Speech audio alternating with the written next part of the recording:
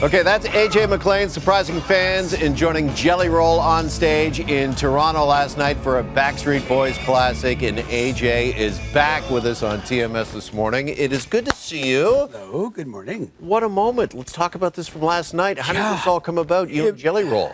So him and I have crossed paths over the last year and a half, and we kept saying if we run into each other again, we have to do something. And I got here yesterday afternoon, and I was invited to come see the show. And I got there a little bit early. I sat with him. We were just catching up, talking about sobriety, talking about just life. And I was like, hey, how would you feel about us maybe doing I Want It That Way? He's like, done. So we got with the band. We worked it out. And it was very organic. And then he put it right in the middle of his set list. And I thought we were going to sing more, but like I got 2 words out and the crowd started singing. So I'm like, okay, cool. This is really easy for me. Super easy. So it was such a moment, and it was awesome. So that's how quickly it happens. That's how quick it happens. Yeah, but the two of you seem to have a real synergy, not only musically, but you just referenced to this personally, AJ, because you've been very public with your sobriety. Jelly Roll has as well. Could you talk to us a bit about that? You know, I mean, this whole mental health movement that's happening now, that it's not being swept under the rug anymore, because mental health is a actual epidemic, and it is a global thing. So many of us suffer from mental health, and it doesn't have to be an extreme version of it. It could just be depression, anxiety, self-esteem, all the things I've experienced. I'm sure Jelly has as well.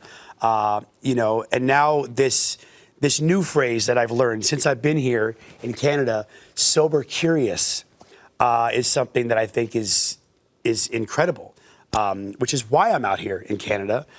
Recently partnered with an amazing mocktail company called ATP. Based out of Montreal. I was going to say, there's a Canadian connection. Yes, there is. My partner, Etienne Boulay, Canadian footballer. And, this now gives people an alternative. And we're not telling people don't drink. If you drink, drink responsibly. But now you have an option when you're either out at the club or hanging with your friends, having a barbecue, or in my case, I crack open a can of ATP when I'm at home having dinner or I'm watching a movie. And the mocktail movement is really something that's happening. It's really a special thing now, and it does allow people to have a secondary option. And you can still be the life of the party and be sober. You don't need to, go the extra mile. For sure. So that's a collab you have right now. I know you've talked about you and Jelly Roll doing a collab one day. Possibly, we'll wait for that. But we got to talk about another collab with NSYNC's Joey Fatone and this legendary night tour. How did this come about? This was a one-off thing that actually about 3 years ago, myself, Joey, my bandmate Nick Carter, and Wanya Morris from Boyz II Men, we did this thing in Vegas called the After Party. Kind of singing each other's songs and doing some covers. And then Joey and I, we do these Comic-Cons during the year, like kind of based on like pop culture, 90s pop culture and whatnot. And last October, we did one in Tampa, sold the place out. Fans loved it. It was kind of a demand. We put up 9 shows this past March, sold out. We just added 30 more dates. And hopefully, God willing, we're going to hopefully come back and do a full Canadian run. Yes. I am pushing for it. I would love to come back and do the same venue that we did last night, which is Drake's venue, which is a beautiful venue, by the way. The sound, everything aesthetically. Drake obviously knows Sonics, so it was a perfect venue. But yeah, it's been a great time. And look, I know fans want NSYNC and Backstreet to go on tour at some point.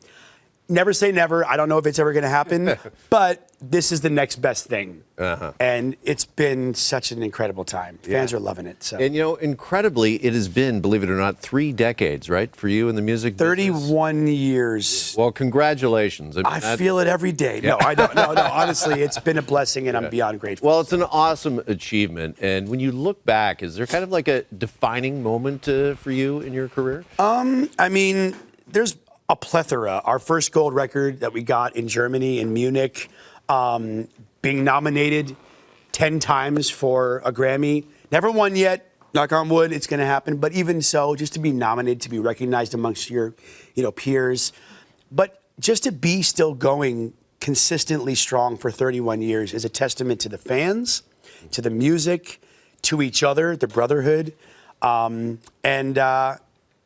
definitely not the end of the Backstreet Boys anytime soon. We have a lot of amazing things on the horizon. So we're taking this year off. They are. I'm not. I haven't stopped since October. So I love to work. I do. Well, we love having you here. Thank you. Stop by anytime. So good to see AJ, and I can't wait to see what's next. Thank you guys for having me. Thank you.